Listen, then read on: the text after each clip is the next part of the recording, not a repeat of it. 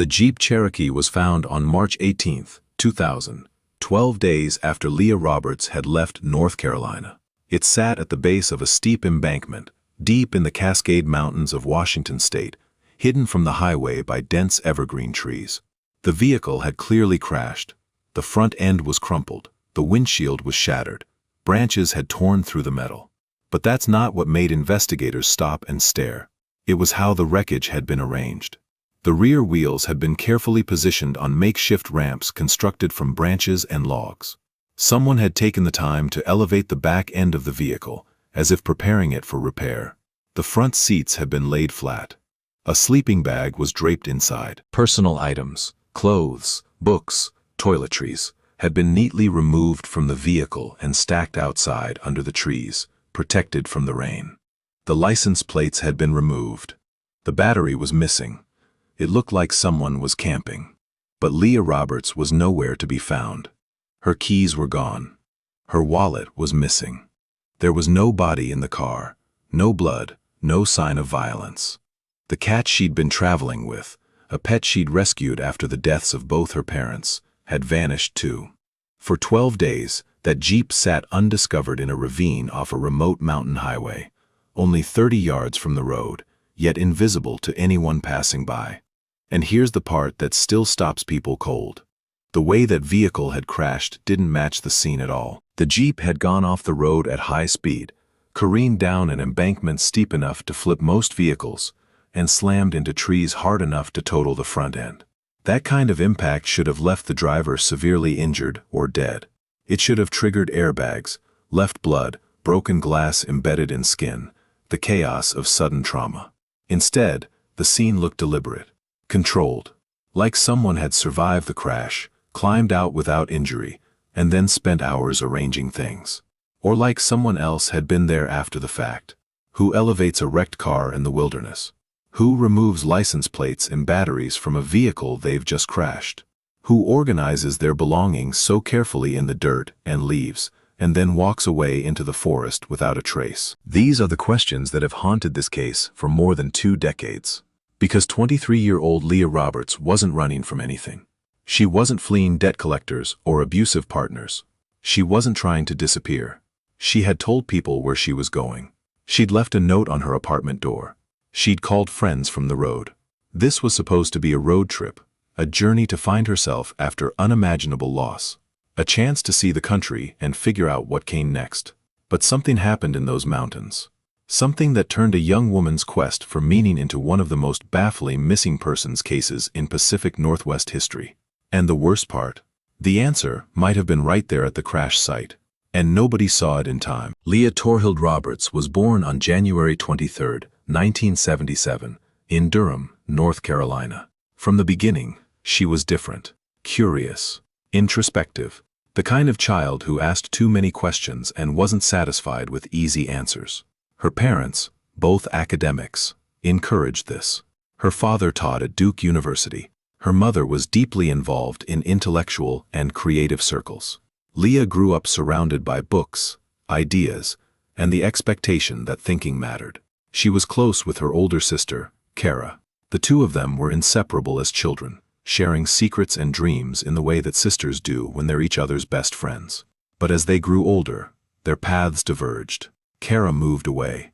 Leah stayed closer to home, attending North Carolina State University, where she studied psychology and philosophy. She wanted to understand people.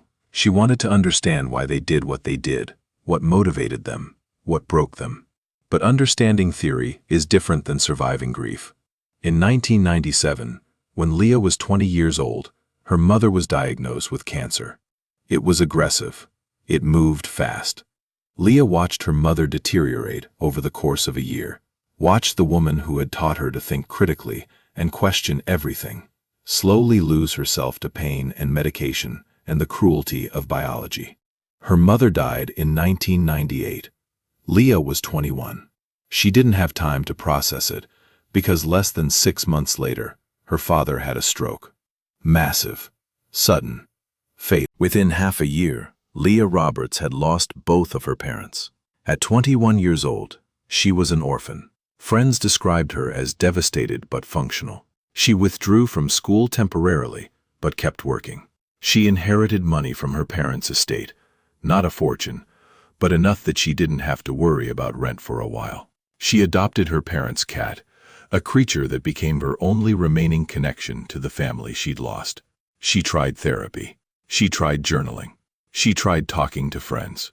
By the time Leah turned 23, in January of 2000, she had made a decision. She was going to leave. Not forever, not to vanish, just to drive. To see the country. To visit places she'd never been and figure out what life looked like when the scaffolding of your childhood had been completely torn away. She talked about going to the Pacific Northwest, maybe Seattle, maybe beyond. She talked about visiting national parks. She talked about Jack Kerouac and the romance of the open road, about finding meaning in movement. Her friends understood. They were worried, but they understood. Leah wasn't reckless. She was methodical, careful, intelligent. She'd planned road trips before. She knew how to take care of herself. So in early March of 2000, Leah Roberts packed up her Jeep Cherokee, left a note for her roommate on the door of their apartment, and headed west. She told people she'd be back. She promised to call. She even mentioned specific destinations: Bozeman, Montana, Bellingham, Washington, maybe a drive down the Oregon coast. She left Durham on March 9, 2000. The last confirmed sighting of Leah Roberts alive was on March 13, 4 days later, at a Wilco gas station in Challis, Idaho. She bought fuel. She seemed fine. Witnesses remembered seeing a young woman with dark hair traveling alone with a cat. To understand what happened to Leah Roberts, you have to understand the Pacific Northwest in the year 2000. This wasn't the Seattle of tech startups and Amazon headquarters. This was the tail end of the grunge era, the beginning of post-9/11 uncertainty, a region where the mythology of the frontier still clung to the mountains and highways. People came to Washington and Oregon to disappear on purpose. Artists, drifters, runaways, seekers. The forests were thick enough to hide anything. The winters were brutal enough to erase evidence. And the culture was one of minding your own business. If you wanted to vanish into the Cascades, you could. People did it all the time. But Leah wasn't trying to vanish. She was just driving. The stretch of highway where her Jeep was found, Highway 20, also called the North Cascades Highway, is one of the most remote and dangerous roads in Washington state. In March, it's barely passable. Snowdrifts pile up on the shoulders. Ice glazes the asphalt. Visibility drops to nothing when clouds settle into the valleys. The road winds through old-growth forests, past glacial lakes, through mountain passes that feel older than civilization itself. It's beautiful. It's also unforgiving. And in March of 2000, very few people drove it. The road was mostly used by locals who knew the terrain and long-haul truckers cutting across the state. Tourists avoided it until summer. Cell phone coverage was non-existent. Gas stations were 50 miles apart. If you broke down, you waited. If you crashed, you hoped someone would find you before hypothermia did. This is where Leah's Jeep ended up. Not on a busy interstate, not near a town, but on a remote mountain highway, in a ravine 30 yards from the road, hidden by trees, in a part of the state where nobody would think to look unless they already knew something was wrong. And for 12 days, nobody did. Reconstructing Leah's final journey requires piecing together gas station receipts, witness statements, and the faint digital trail left by a young woman in the early days of widespread internet use. She left Durham on March 9th. That much is confirmed. She drove west, roughly following Interstate 40 through Tennessee and into the Midwest. She wasn't in a hurry. She stopped at rest areas. She bought food. She called friends from payphones, leaving brief messages to let them know she was okay. By March 11th, she had reached the Dakotas. She called her roommate and left a message saying she was enjoying the trip. Her voice was calm, upbeat, even. She mentioned the landscape, how big the sky was, how different everything felt from North Carolina. She said she was heading toward Montana. On March 13th, she appeared in Challis, Idaho, a small town on the Salmon River. The Wilco gas station attendant remembered her. Leah bought fuel and paid in cash. She asked about road conditions heading north toward Missoula. The attendant told her the mountain passes were still icy, but passable if you were careful. Leah thanked him and left. She was alone. The cat was visible in the vehicle. That was the last confirmed sighting. What happened between March 13th in Challis, Idaho, and March 18th in the North Cascades of Washington State is a mystery. It's roughly 650 miles between those 2 points. About 11 hours of driving under normal conditions. But Leah had 5 days. 5 days during which she could have gone anywhere, stopped anywhere, met anyone, or been taken anywhere. The geography matters here. To get from Challis to the North Cascades, Leah would have most likely driven north on Highway 93 into Montana, then west on Interstate 90 across the top of Idaho and into Washington, before turning north again toward the Cascades. It's a logical route. It matches what she told people she was planning to do. But there are no confirmed sightings of her on that route. No gas station receipts. No motel check-ins. No ATM withdrawals. For 5 days, Leah Roberts was a ghost. And then, on March 18th, a man walking his dog off Highway 20 near milepost 20 noticed something strange down the embankment. At first, he thought it was trash, maybe an old washing machine or an abandoned appliance someone had dumped illegally. But when he climbed down to get a closer look, he realized it was a vehicle, a Jeep Cherokee, dark green, Washington plates. He called the police. When officers from the Whatcom County Sheriff's Office arrived at the scene, they didn't know what to make of it. The Jeep had clearly crashed. The front end was smashed against a cluster of evergreen trees.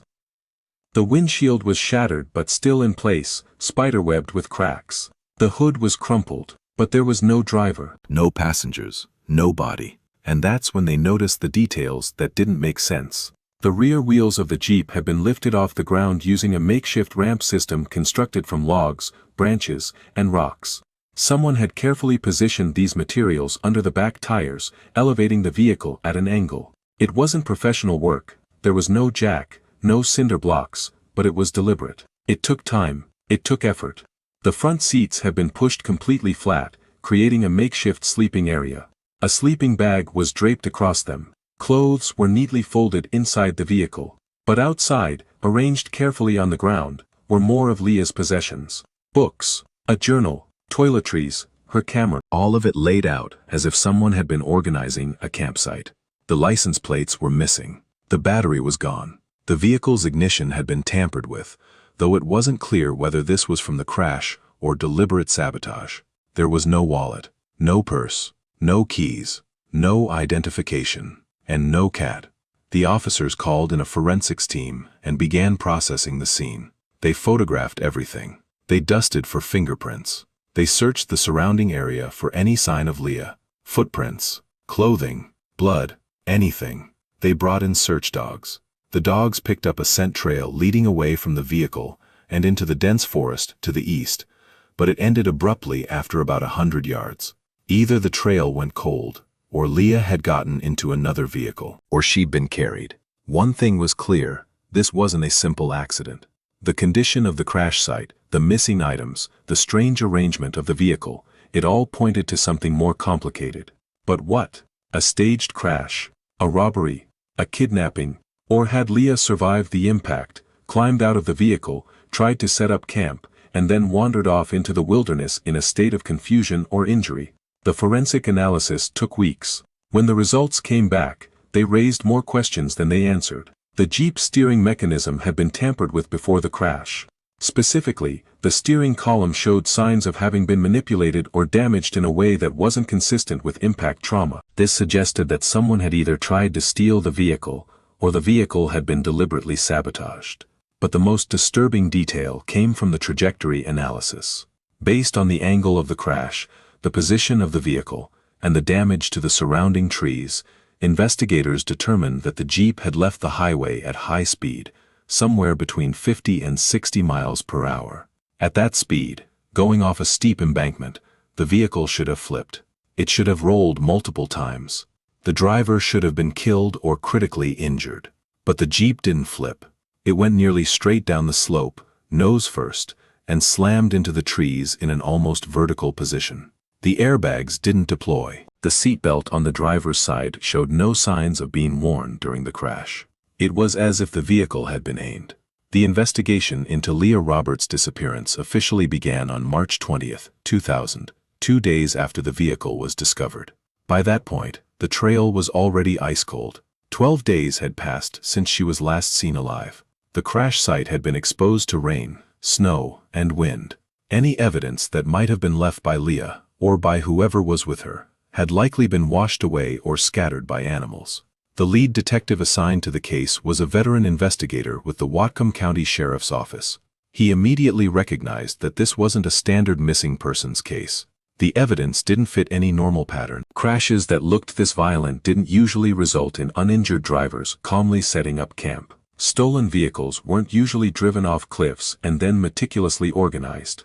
And young women traveling alone didn't typically vanish without a trace in the middle of nowhere. The first priority was identifying the vehicle's owner. The VIN number led them to Leah Roberts of Durham, North Carolina. Her roommate was contacted.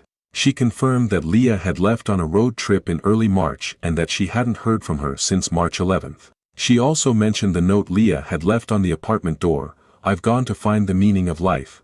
I'll be back soon." Leah's sister, Kara, was notified. She flew out to Washington immediately. When she saw the crash site, she broke down. This wasn't her sister. Leah wouldn't have done this. Leah was careful. Leah was smart. Leah didn't take reckless risks. But Kara also knew something the police didn't. Leah had been struggling. Not just with grief, but with something deeper. In the months before she left, Leah had talked about feeling disconnected from reality. She'd mentioned in passing that she sometimes wondered if life was just a dream, or if there was some larger pattern she wasn't seeing. Kara had assumed it was existential philosophy. Leah was always reading Camus and Kierkegaard. But now, standing at the edge of that ravine, Kara wondered if her sister had been unraveling. The police brought in search and rescue teams. They combed the forests around the crash site for days, looking for any sign of Leah. They searched in widening circles, covering miles of dense wilderness. They checked nearby towns, motels, gas stations, hospitals. They issued press releases and plastered Leah's photo across local news stations. Nothing. The case went national. America's Most Wanted featured Leah's disappearance. Psychics called in tips. Conspiracy theorists speculated online. But none of it led anywhere. Leah Roberts had vanished as completely as if she'd never existed. In the vacuum of solid evidence, theories began to multiply. Some were plausible. Some were absurd. But all of them tried to explain the same impossible question. How does a 23-year-old woman crash her car in the wilderness, arrange the scene like a campsite, and then disappear without a trace? The first theory was the simplest. Leah had crashed the car, survived with injuries, and wandered into the woods in a state of shock or confusion.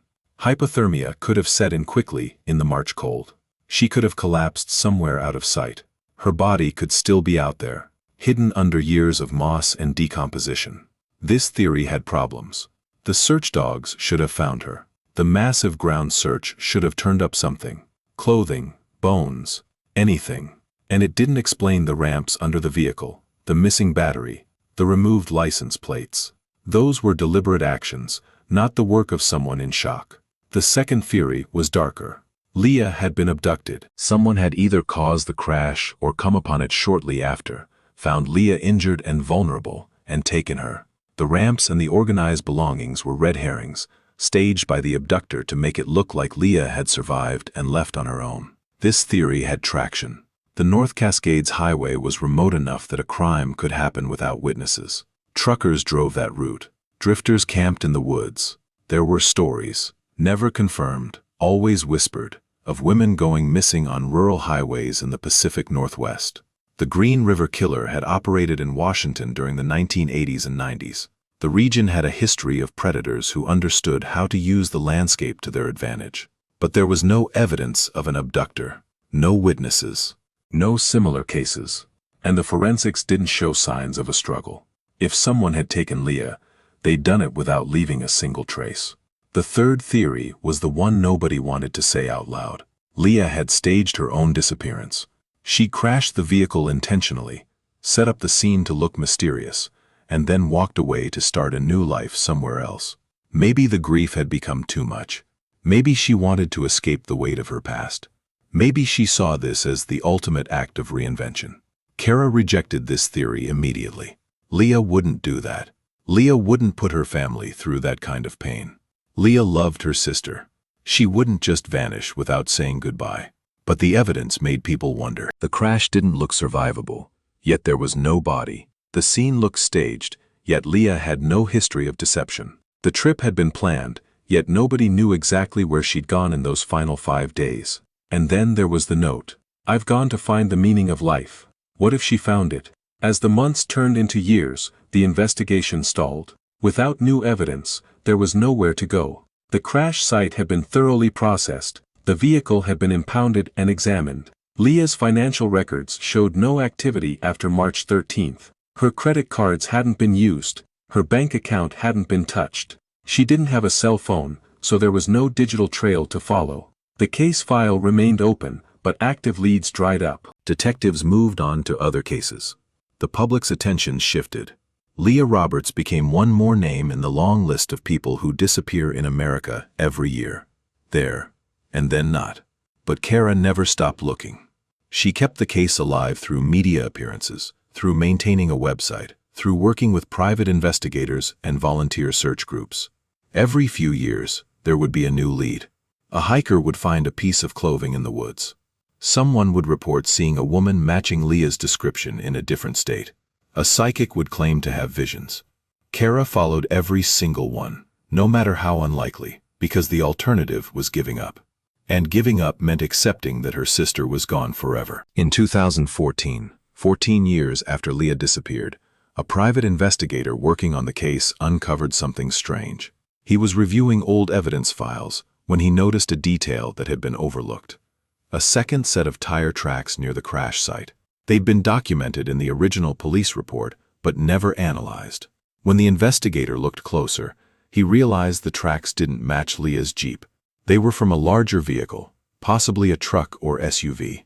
This suggested that someone else had been at the crash site around the time Leah disappeared. Maybe they'd stopped to help. Maybe they'd caused the crash. Maybe they'd been there for an entirely different reason and just happened to pass through. The investigator tried to get the tire tracks re-examined using newer forensic technology, but the original evidence had degraded. The plaster casts of the tracks were poorly made. The photographs were low resolution. It was too late to extract meaningful data. Still, the discovery reignited interest in the case. Documentaries were made. Podcasts covered Leah's story. Reddit threads dissected every detail of the crash site. People argued over the evidence, over the theories, over what really happened in those mountains. But none of it brought Leah home. One of the most unsettling aspects of this case is the lack of closure. Not just for Leah's family, but for anyone who looks closely at the evidence. Because the more you examine it, the less sense it makes. Consider the timeline. Leah was last seen on March 13th in Idaho. Her vehicle was found on March 18th in Washington. That's 5 days. In 5 days she covered roughly 650 miles and ended up crashed in one of the most remote parts of the Pacific Northwest. But where did she go during those 5 days? Did she drive straight through? Did she stop somewhere? Did she meet someone? There are no answers, just gaps. Consider the crash itself. The angle, the speed, the lack of airbag deployment. Experts who analyzed the scene said the crash looked almost deliberate, like the vehicle had been aimed at the trees. But why would Leah crash her own car? And if she didn't, who did? Consider the scene staging. The ramps, the sleeping bag, the neatly organized belongings. This wasn't the work of someone in a panic. This was methodical, careful. But if Leah did this herself, why? And if someone else did it, what were they trying to communicate? Consider the missing items. The wallet, the keys, the license plates, the battery, the cat. Why take those specific things? What purpose would they serve? And consider the search dogs. They picked up Leah's scent leading away from the vehicle and into the woods. But it ended. Scent trails don't just end, they fade. Or they're masked, or the person gets into another vehicle. So which was it? Every answer raises another question. Every question leads to another dead end. It's a maze with no exit. There are other details that haunt the case, small things. Strange things. The kind of details that stick in your mind and won't let go. For example, Leah's journal. It was found at the crash site, neatly placed with her other belongings. But the last entry was dated March 8th, the day before she left Durham. She'd traveled for days, crossed thousands of miles, experienced things that surely would have been worth writing about. But she hadn't written a single word after leaving home. Why? Was she too busy driving? Too distracted? Or had something happened that made her stop documenting her trip? Or did someone take the pages? And then there's the cat. Leah's cat had been her constant companion after her parents died. She wouldn't have abandoned it. She wouldn't have let it run off into the woods. But the cat was never found. Not at the crash site. Not in the surrounding area. Not in local shelters or adoption records. Where did it go? Some people think the cat's disappearance is proof that Leah survived and left the area with someone she trusted. She wouldn't leave the cat behind unless she was bringing it with her. But others think the cat is proof of violence. If someone attacked Leah, the cat might have fled, or been killed, or simply wandered off and succumbed to the elements. There's also the condition of the vehicle. Multiple mechanics have examined photos of the Jeep and pointed out something strange. The damage doesn't look like it came from a single impact. There are dents and scrapes on the sides of the vehicle that suggest it had been in multiple collisions or had been struck by something, or someone. But this was never confirmed by official forensic analysis. And then there are the sightings. In the years after Leah disappeared, there were dozens of reported sightings of her. In Oregon, in California, in Montana, in Canada. Some described a woman matching Leah's description, living on the streets. Others claimed to have seen her working in diners or hitchhiking along highways. None of these sightings were ever verified. None led to Leah, but they fed the hope that maybe, somewhere, she was still alive. The question that defines this case isn't just what happened to Leah Roberts. It's, what do we do when we can't know? Because the reality is that some disappearances don't have endings. Some mysteries don't get solved. Evidence degrades. Witnesses forget. Trails go cold. And people are left with nothing but questions. Leah's case is especially cruel because it teases answers without providing them. The crash site was found relatively quickly. The vehicle was intact. There was evidence, lots of it, but none of it told a coherent story. It's like walking into the middle of a play and trying to understand the plot without knowing what came before or what comes after. Kara has said in interviews that the not knowing is the worst part. If Leah had died in the crash, there would be a body. There would be closure. If Leah had run away, there might be sightings or contact eventually. But this, a disappearance that feels both violent and voluntary, accidental and deliberate, offers no path to resolution. And so the case remains open. Technically, officially, but realistically, without new evidence, there's nowhere to go. The detectives who worked the case have retired. The forensic evidence has aged out of usefulness. The witnesses who might have seen something have forgotten or moved on. All that's left is the story. And the story doesn't have an ending. In 2019, a group of amateur investigators decided to search the area around the original crash site. They believe that if Leah's body was out there, it might still be discoverable with modern technology, ground-penetrating radar, drones, thermal imaging. They spent weeks combing through the wilderness, focusing on areas the original search teams might have missed. They found nothing. No bones. No clothing. No evidence that Leah had ever been there. But they did find something else. About half a mile from the crash site, they discovered the remains of an old campsite. It was overgrown and eroded, but there were remnants of a fire pit, some rusted cans, and what looked like a makeshift shelter. They couldn't date it precisely, but based on the level of decay, it had been there for years, possibly decades. It might have had nothing to do with Leah. The Cascades are full of abandoned campsites left by hikers and transients. But the location bothered the investigators. It was close enough to the crash site that someone camping there in March 2000 might have heard the crash, might have seen something, might have been involved. They reported the finding to the authorities, but without concrete evidence linking it to Leah, there was nothing to investigate. Still, it raises the question. How many people were in those woods in March 2000? How many potential witnesses were there who never came forward? One theory that has gained traction in recent years involves the idea that Leah encountered someone on the road who convinced her to leave her vehicle. This theory suggests that she wasn't abducted violently but rather persuaded to go with someone she thought she could trust. Maybe she met another traveler. Maybe they hit it off. Maybe she agreed to travel together for a while. And then something went wrong. This theory explains some of the oddities. It explains why the scene looked staged but not panicked. It explains the missing personal items. She took them with her. It explains the cat. She brought it along.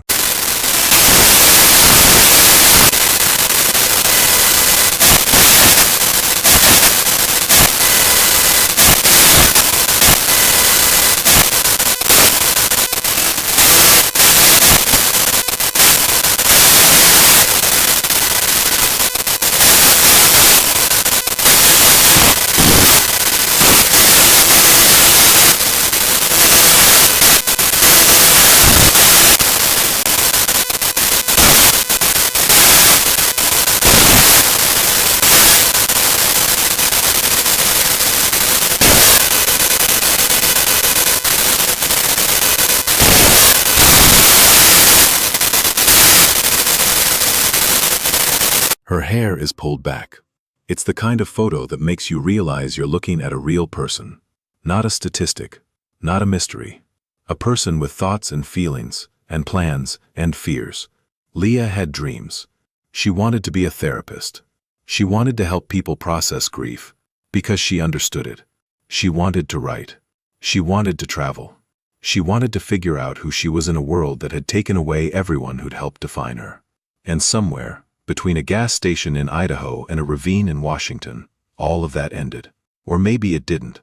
Maybe Leah is still out there somewhere, living under a different name, having left her old life behind completely. Maybe she's been held against her will all these years. Maybe she's buried in the woods and no one will ever find her. We don't know. And that's the horror of it. As of 2025, Leah Roberts has been missing for 25 years. She would be 48 years old now. The case remains open, but there have been no significant developments in over a decade. The original investigators have moved on. The evidence has been stored away in boxes in a warehouse somewhere, gathering dust. But the questions remain. Why were the rear wheels of the Jeep elevated on makeshift ramps? Why were the license plates removed? Where did the battery go? What happened to the cat? Why did the scent trail end so abruptly? Who left the second set of tire tracks? And most importantly, where is Leah Roberts? The truth is somewhere. It has to be. Disappearances don't happen in a vacuum. Someone knows something. Someone saw something. Someone was there. But 25 years of silence suggests that whoever that someone is, they're not talking. And so Leah's family is left with an empty space where a person used to be. An absence that can't be filled because it can't be explained. A grief that can't fully process because there's no body to bury, no confirmed death to mourn, no closure to provide the illusion of an ending. Kara still searches. She still follows leads. She still believes that one day, somehow, the truth will come out. But the years keep passing, and the silence keeps growing. If you drive Highway 20 through the North Cascades today, you'll pass the spot where Leah's Jeep was found. There's no marker, no memorial. Just trees and rocks and the sound of wind moving through the mountains. The ravine is still there. The embankment is still steep, and if you didn't know to look, you'd drive right past without realizing that 25 years ago, a young woman's life ended or changed or paused in that exact spot. The forest has reclaimed the scene. Moss grows where the Jeep sat. Saplings push through the soil where Leah's belongings were laid out. The tire tracks have long since eroded. The evidence is gone. But the questions remain. And maybe that's the point. Maybe the cruelty of this case is that it refuses to resolve. It refuses to offer the comfort of an answer. It sits in the space between known and unknown, between hope and despair, between life and death. Leah Roberts is missing. That's all we know for certain. And until someone breaks their silence, until new evidence surfaces, until a confession is made or a body is found, that's all we'll ever know. Somewhere in the Cascade Mountains, on a cold March day in the year 2000, a 23-year-old woman vanished. And the wilderness, which sees everything and says nothing, has kept her secret ever since. The question isn't whether Leah Roberts deserves answers. She does. The question is whether the world will ever give them.